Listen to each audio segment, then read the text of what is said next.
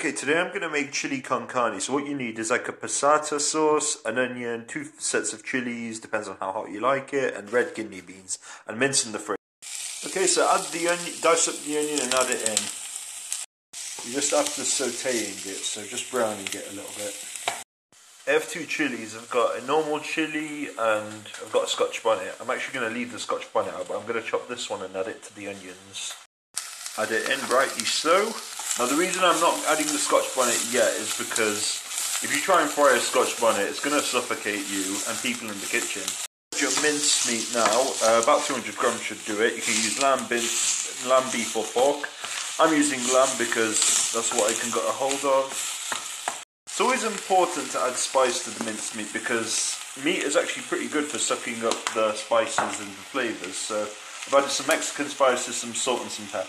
Your meat to turn like a very light brownish colour, and then when it does you can add the kidney beans. Okay, just add your beans in now. You can use kidney beans or white beans or red beans, whichever beans you prefer. Ideally kidney beans is the better option. Add yourself about 200 grams of this passata sauce.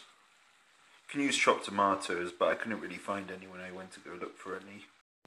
Okay, I'm going to leave it to simmer on a low heat. If you remember the Scotch bonnet I mentioned earlier, I took the stalk off and put it in whole so the heat diffuses into the chili. I'm just going to add a bit of Mexican spices as well, a bit more, and then just mix it in just for an enriching flavour.